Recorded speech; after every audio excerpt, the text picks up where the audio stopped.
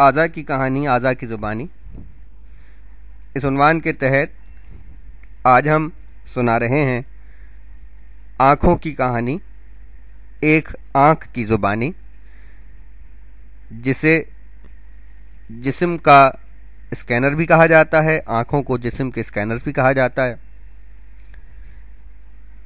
समाअत फरमाइए। रात के अंधेरे में जुगनू चमकता है तो मेरे अंदर एक इंतहाई पेचीदा बरक़ी कीमियाई अमल शुरू हो जाता है। जुगनू की मध्यम सी रोशनी मेरे 26 करोड़ 13 लाख रॉड नुमा खुलियों में मौजूद सुर्खी माइल मादे के रंग को ख़त्म कर देती है। ब्लीचिंग के इस अमल से एक बरक़ी रौ पैदा होती है और 300 मील फी घंटा की रफ्तार से ऑप्टिक नर्व के ज़रिए दिमाग को मौसूल हो जाती है। दिमाग इस सिग्नल को डीकोड करके अपना फैसला सादिर करता है कि नज़र आने वाली शय एक जुगनू है। अब ज़रा तफसील के साथ आँख की कहानी पेश कर रहे हैं। समाअत फरमाइए। मुख्तसर तरीन जगह में इंतहाई पेचीदा और नाजुक टेक्नोलॉजी के यकजा होने में आपके जिस्म का कोई दूसरा उज़्व शायद ही मेरा मुकाबला कर सके। मेरा साइज, जैसा कि आपको मालूम है, पिंग पोंग की गेंद के बराबर है। इस मुख्तसर सी जगह में मेरे अंदर करोड़ों बरक़ी तनसीबात मौजूद हैं जो बैरूनी दुनिया से बैक वक्त 15 लाख पैगामात को वसूल करके दिमाग तक पहुंचाती रहती हैं। मैं आपके दिमाग यानी आपके लिए स्कैनर का सा काम करती हूं।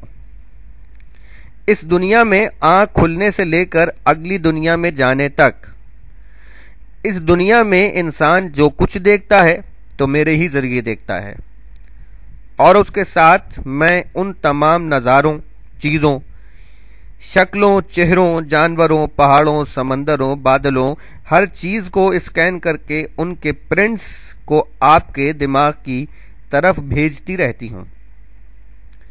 दिमाग उनकी अलग अलग फाइलें बनाकर उन्हें ज़िंदगी भर के लिए अपने अंदर महफूज करता जाता है। जाने किस प्रिंट की आपको कब ज़रूरत पड़ जाए। आप अपनी ज़िंदगी में जो भी मालूमात हासिल करते हैं उनमें से 80% मालूमात मैं ही जमा करती हूँ।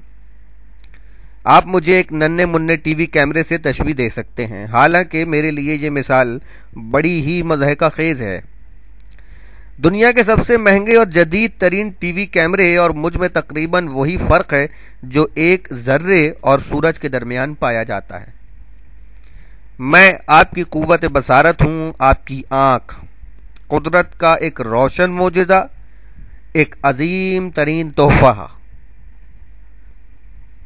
कैमरे का अदसा बाहर की जो तस्वीर अपनी फिल्म पर मुनकिस करता है, इस तस्वीर का साइज कमोबेश 1 इंच होता है और ये तस्वीर यक रुखी होती है।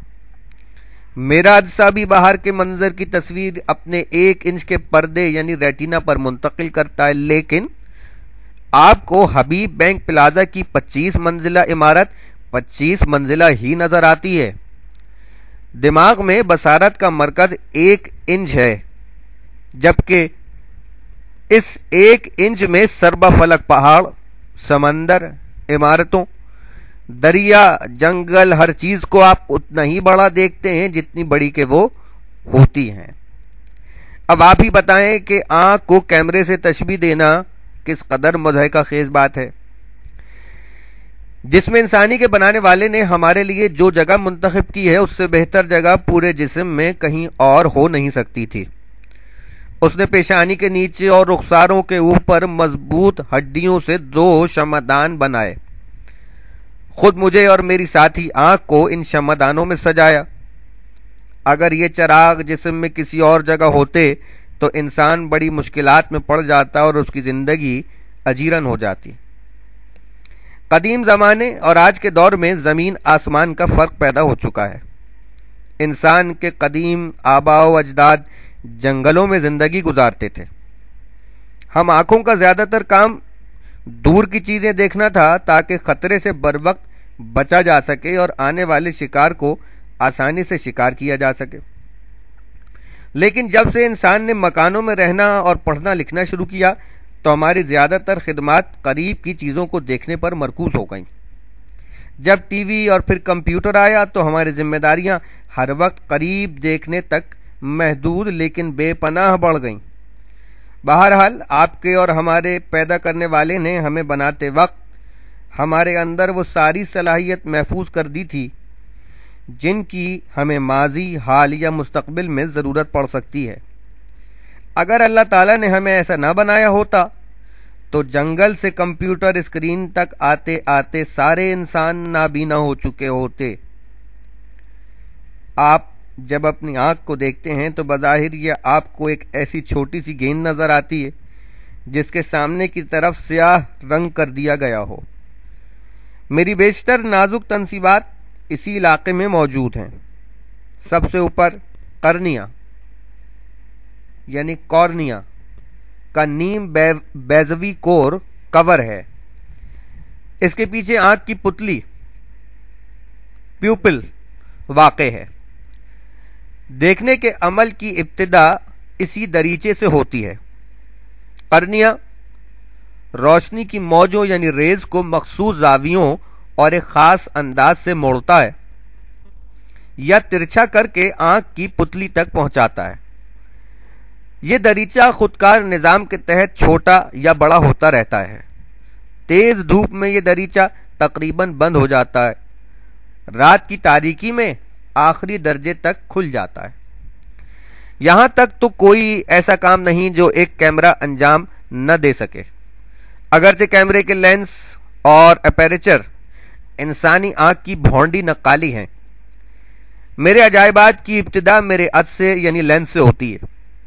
میرا یہ عدسہ وٹامن کی کسی بیضوی گولی کے برابر ہے اور ایک سیال مادے سے بھرا رہتا ہے۔ اس کے چاروں طرف بہت ننھے منھے لیکن ناقابل بصارت حد تک اور ناقابل تصور حد تک مضبوط پٹھے یعنی مسلز ایک دائرے کی شکل میں پھیلے ہوئے ہیں۔ جب یہ پٹھے سکڑتے ہیں تو آپ قریب کی چیزوں کو واضح طور پر دیکھنے کے قابل ہو جاتے ہیں۔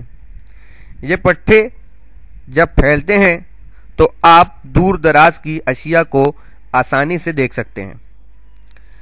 عدسے کے آگے اور اس کے عین عقب میں سیال مادے سے بھرے ہوئے دو حصے ہیں۔ سامنے والا حصہ پانی جیسے شفاف مادے سے بھرا رہتا ہے جبکہ عقبی حصہ انڈے کی سفیدی جیسے رقیق مادے سے بھرا رہتا ہے۔ سامنے کا شفاف مادہ مجھے اچھی طرح پھلائے رکھتا ہے۔ یہ دونوں سیال مادے یکساں طور پر شفاف ہوتے ہیں تاکہ کسی بھی مرحلے میں روشنی کی لہروں کے راستے میں ذرہ برابر بھی رکاوٹ پیش نہ آئے۔ اکثر خاص طور پر تیز روشنی میں آپ کو اپنی آنکھوں کے سامنے مختلف شکلوں کے جالے سے تیرتے ہوئے نظر آتے ہیں۔